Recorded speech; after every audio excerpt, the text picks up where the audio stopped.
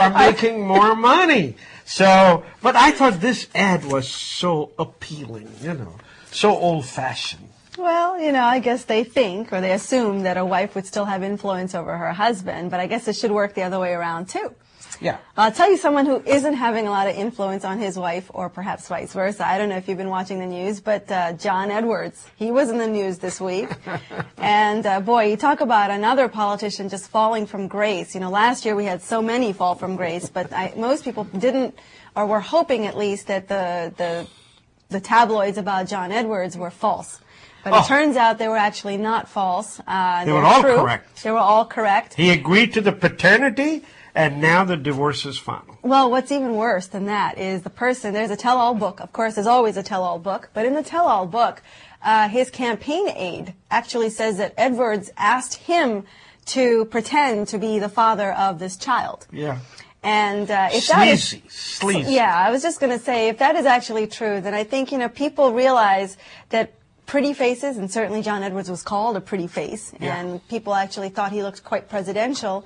It's just a look, and it's just a facade. But underneath, you just don't know. I want to tell you, because this story came out so slowly and ended up in 2009 and 2010, folks, if it had been apparent in 2008, Barack Obama would not have gotten to be the president, because he was also an unknown senator from Chicago, just like Mr. Edwards. Mr. Edwards was such a sweet talker, and we'd bring out his southern accent whenever he was lying.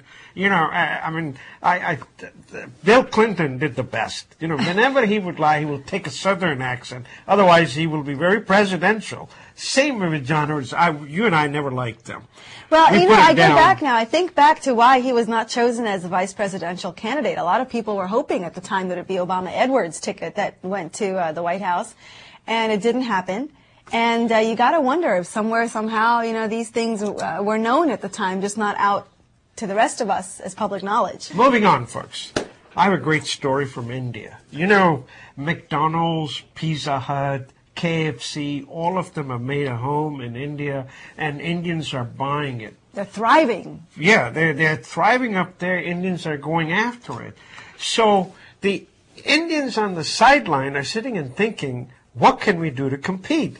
So they figured this out. So what the Indians like is a nicer restaurant, and they would like to pay a little less if they can, and they can have hygienic food. Basically, McDonald's, Pizza Hut, KFC, is cooked in these big ovens, and it's very hygienic and all of that. They present themselves very well, in India at least. So what they have done, folks, there are a number of companies that have started, that have 50, 100, 200 units of these local Indian food, pav bhaji, dosas, vada pav, cheese vada pav, makai tikki. One of the restaurants that I really like is called Kati Zone, which basically means you put the meat and roll it in the chapati and you eat it. And it's just like a hot burrito, dog. Right? Yeah, a burrito for that matter.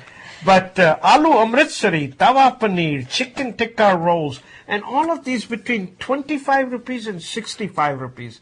Folks, that's about 60 cents to about $1.25 to $1.50. That is amazingly low, and these guys are opening everywhere. And they are doing a great job competing with McDonald's and Pizza Hut. They are expensive. Well, Pizza Hut, McDonald's, KFC, in India at least, it's a different experience than what you get here. Those are considered restaurants in India. People actually go out and enjoy an evening out at a KFC or at a Pizza Hut. And it's also a novelty. You find a lot of yuppies with their young kids eating at these kinds of establishments before movies, after movies, that kind of thing.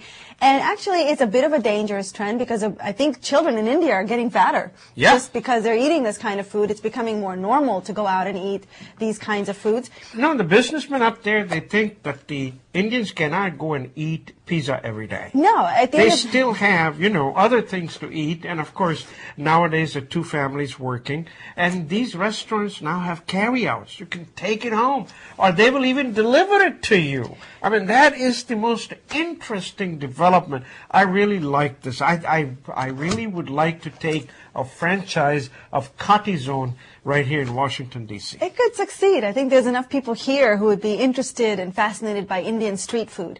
But it does take something away from Indian street peddlers, right? I mean, these are the people that you always see in the pictures of India, you know, just street hawkers selling all different kinds of food. There's one in L.A. It's called curry Indian street food right in the truck on a van. You know, I mean, it is amazing what is happening with the food. I guess. But to me, you know, there's something nice about being able to go to India and get chana zorgaram in like a newspaper, right? And the guy just serves it up to you in his hands and you don't know where they've been. You don't want to know where they've been. Well, what is nice about this is that there is a social awareness now and a social conscience about not just eating well, but eating healthy, eating clean, and hopefully not generating the kind of, you know, street trash that you're normally used to seeing. If you're inside of a restaurant and you're forced to keep it clean because your clientele wants that, then over time I think India will learn some good lessons from the West about how to serve and present itself, although there's always a trade-off, and I think you'll lose some of that local street flavor that you get when you go to India as a result. I want to tell you, it is such a great story because here you come see somebody comes to your neighborhood and start to take over your neighborhood, and you can't do nothing. But here the Indians have learned, no, we're going to fight you for every restaurant dollar. Folks, it's a $2 billion total business right now. It's going to be $20 billion in the next 10 years. But you know, they're not only in food. Folks, Bollywood is coming big right here. Ever heard of a big cinema? Of course. It's Ambani's. You're kidding now, me. you know the local theaters, that Loman Plaza and over at the Laurel, been bought by Ambani's. No way. Those little theaters, they have been rented by Ambani's. Now, they're running it. You go to these theaters now, they're very nice. Of course, some of them have been renovated. Some of them are in the process of being renovated, and some are going to be renovated. But in the meantime, they have 80 theaters. They have taken